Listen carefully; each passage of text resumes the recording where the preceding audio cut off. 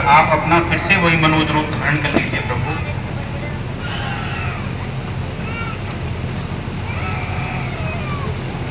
क्षमा प्रभु क्षमा।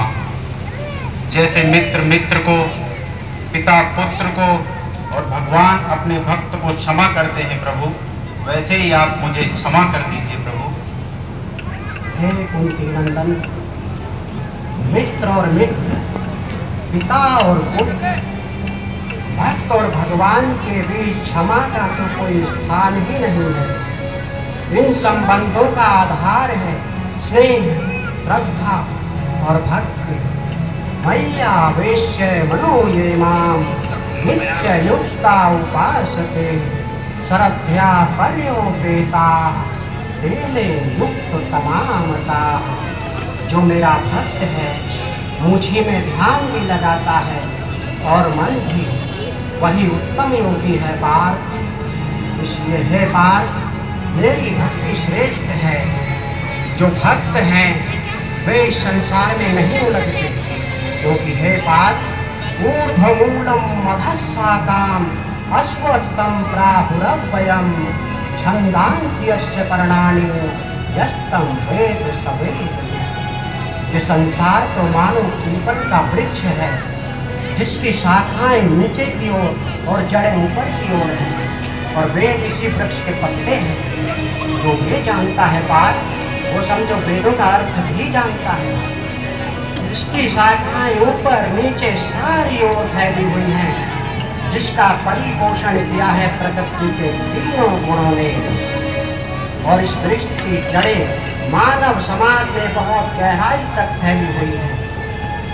किंतु मनुष्य इस संसार रूपी वृक्ष को वैराग्य की कुल्हाड़ी से काटकर उस परम पद को प्राप्त कर सकता है, जहाँ पहुंचकर उसे पुनः लौटना नहीं पड़ता।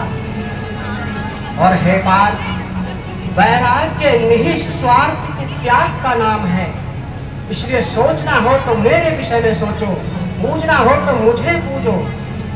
अपना कर्म मुझे अर्पण कर दो सर्वश्रेष्ठ धनोधर, मैं तुम्हें पाप रहित कर दूंगा। मन मना भव मत भक्तो मत्या जीवाम नमस्कुरु मामे वैश्य सत्यम ते प्रति जाने प्रयोस्मि सर्वधर्मान परित्यज्य मामेकं शरणं व्रज अहं त्वा सर्व पापेभ्यो मोक्षयिष्यामि मा शुचा। मेरे भक्त हो जाओ पार्थ, मुझे में लीन हो जाओ, मुझे नमस्कार करो। यदि तुम ऐसा करोगे तो मैं प्रतिज्ञा करता हूँ कि तुम संपूर्ण रूप से मुझे प्राप्त कर लोगे। हे पार्थ, मेरी शरण में आ जाओ, मैं तुम्हें पाप मुक्त कर मोक्ष प्रदान कर दूंगा। हे प्रिय, हे भक्त, मैं ही कर्म, योग, ज्ञान और भक्ति का चरम बिंदु और परम लक्ष्य हूँ।